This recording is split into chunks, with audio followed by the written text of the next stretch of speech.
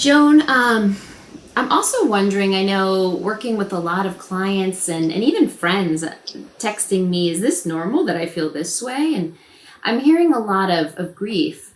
I'm wondering what some of your thoughts are. A lot of people also might not understand it as grief, right?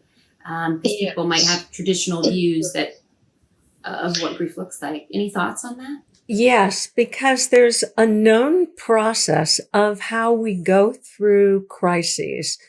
A crisis is really a rite of passage from one thing to the next. And it begins when the ground underneath you opens up.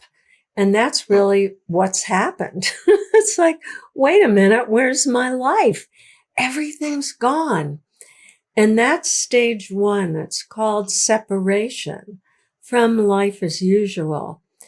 The second stage of getting through a period like this is you're in a place of uncertainty. This is a long process, and we don't know when the end is. Pardon me. This is called liminal space, the time between what was and uh, and what is no longer and what is not yet. And the first part of liminal time is grieving what's lost. This is what's expected to happen when you begin to realize, oh my God, I'm grieving.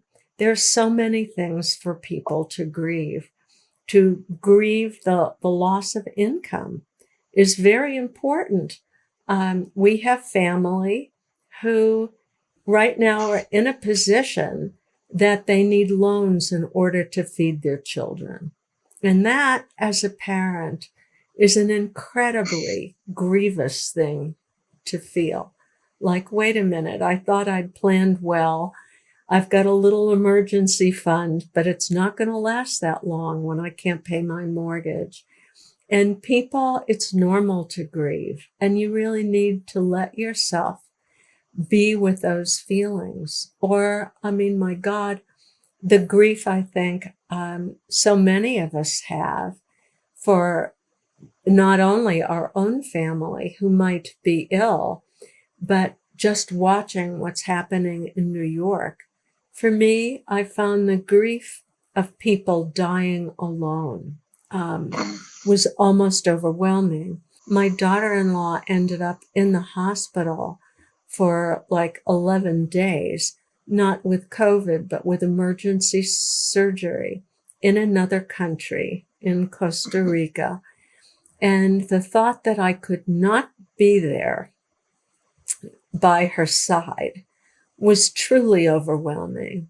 And then grief recruits grief. My grief over not being able to be there for her grafted on to the grief of people who actually have to die alone. And then the heroism of healthcare providers using their own smartphones so that people could somehow say goodbye to their family. There's plenty of grief to go around. And I think it's a very normal part of this. So you have to let yourself feel it. And then at the same time, you have to keep saying, okay, this grief is there. I accept that it's there. What can I do? Some self-compassionate act to feel better here. And we keep going. And it's part of the natural process. And if we don't grieve, we don't grieve. This is, I'm a scientist, but what I'm going to say is kind of not so scientific, but the grief gets stuck in the body and we end up with chronic stress and illness as a result of not allowing ourselves to grieve. So we have every reason for it, natural part of the landscape, and people should feel, yes, it's okay to grieve. I think it's powerful for us as therapists to remind our patients it is okay to feel exactly how you feel, right? Especially when we get those mixed messages. Rick, do you have any last thoughts about grief and anything that you want to share?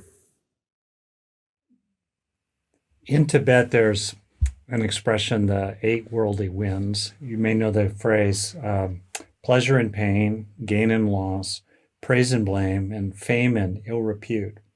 Lately, I've been thinking a lot about gain and loss.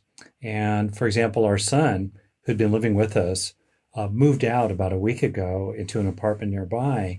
And my own grief about that was very palpable. I was teary the whole time. I would see pictures of him when he and I were together when he was like 10 years old and we were goofing around. And boom, it just hit me hard because it's going to be many, many months probably before I hug him again, just because I'm being prudent and I'm in a high risk group and I'm thoughtful about what I might get and then pass on to someone else. And that's a loss.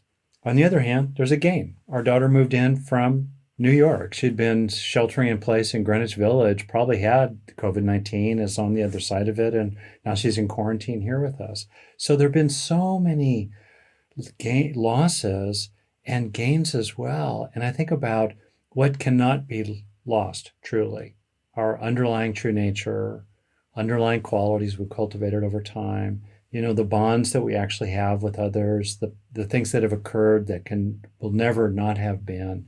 And I think this is a time where we have to accept losses, including a kind of loss of innocence, perhaps as a country, while at the same time really appreciating what we're gaining from this, including the things that we're learning how to deal with. They don't take away from the losses, but they're alongside the losses. And also to have our attention drawn to what can never be lost, but what can be found.